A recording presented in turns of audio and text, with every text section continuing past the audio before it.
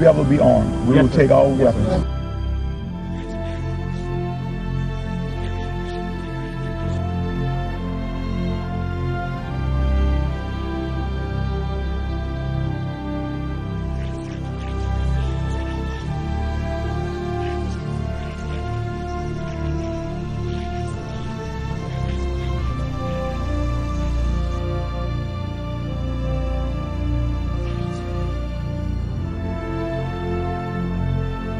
Every service member has an obligation, not just that they can refuse a legal order or an unlawful order. They have an obligation to.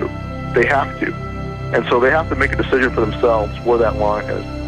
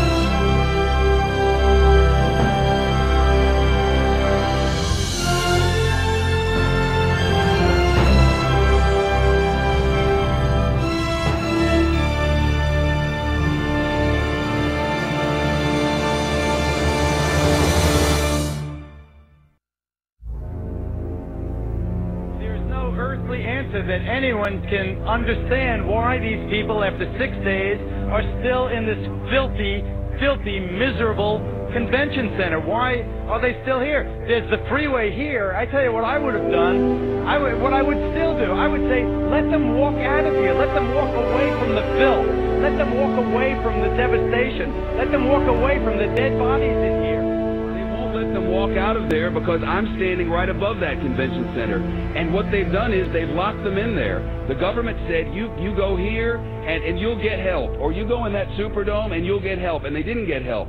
They got locked in there and they watched people being killed around them. And they watched people starving. And they watched elderly people not get any medicine. And now they know it's happening because we've been telling them repeatedly over and over every day. And you know what they're doing now? And I'm not blaming anyone. I'm telling you what's happening. They have set up a checkpoint at the bottom of this bridge.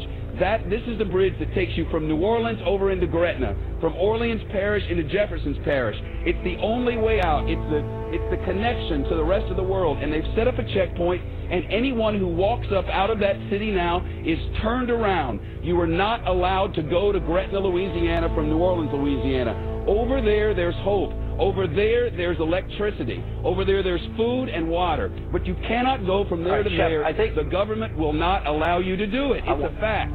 I don't know, man. Let them walk out of here. Let them walk the hell out of here. Let them get on that interstate and walk out. We had Walmart deliver 3 trucks of water, trailer trucks of water. FEMA turned them back. They said we didn't need them. This was a week ago. FEMA, we had 1,000 gallons of diesel fuel on a Coast Guard vessel docked in my parish. The Coast Guard said, come get the fuel right away. When we got there with our trucks, they got a word. FEMA says, don't give you the fuel. Yesterday, FEMA comes in and cuts all of our emergency communication lines. They cut them without notice. Our sheriff, Harry Lee, goes back in, he reconnects the line, he posts armed guards on our line and says no one's getting... That's what we issued our declaration of 10 orders that we will not obey. And what those are designed to do is to get the troops thinking ahead of time about where the line in the sand is in advance. And that's what we're hearing in feedback from people in National Guard units is that in Katrina, that's kind of what happened, is the police and the military there, the National Guardsmen, were caught off guard and really hadn't thought about it in advance. Walking up and down these streets, you don't want to think about the stuff that you're going to have to do. Somebody pops around the corner. Let me shoot an American. Yeah. And what we're hearing is that it won't be the same way next time. There'll be more who will say, no, I'm not going to do that.